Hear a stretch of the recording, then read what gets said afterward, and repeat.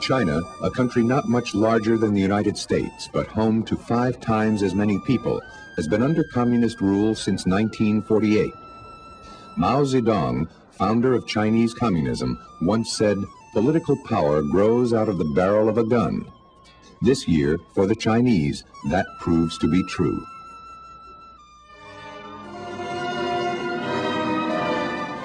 In April, Hu Yaobang, the popular chairman of the Chinese Communist Party, who had called for reforms in the government, dies of natural causes.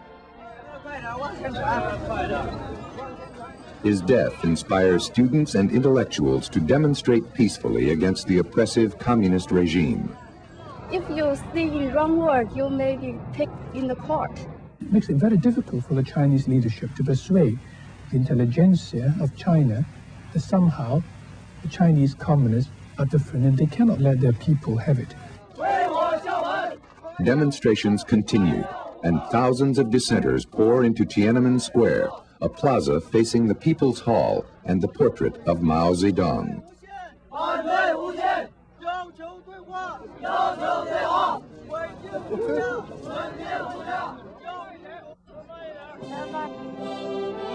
Then, in May, Mikhail Gorbachev makes an historic visit to China, the first meeting between these two communist countries in 30 years.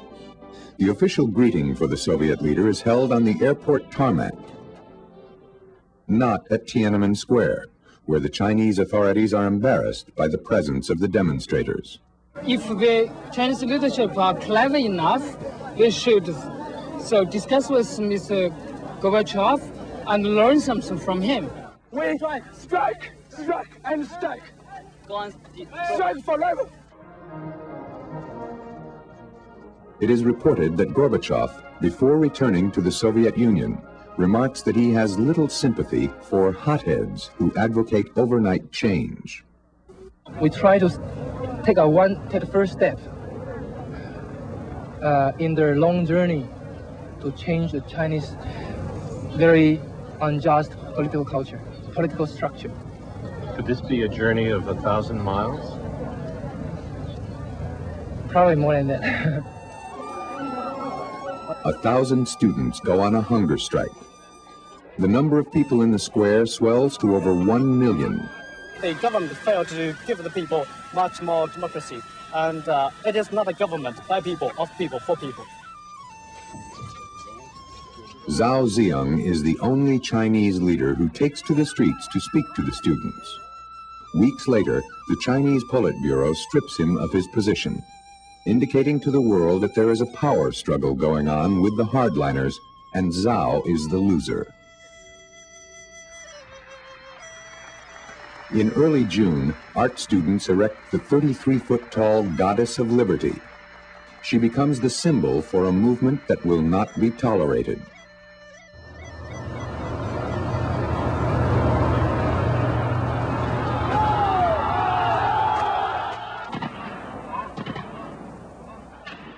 In the dark of night, tanks roll into Tiananmen Square, crushing vehicles and students. The battle rages for hours. One of my students came back and left a note on one of my colleagues' doors, and it said, "2 of my best friends have died. Please go back and tell the world." How were they killed? They were shot by troops. I can't imagine what happened. Till now, I feel I have a dream. I have a dream. I can't understand why some life just vanished a few paces from me. I can't imagine. Some estimate that as many as 7,000 students are killed by gunfire, but no number is ever confirmed.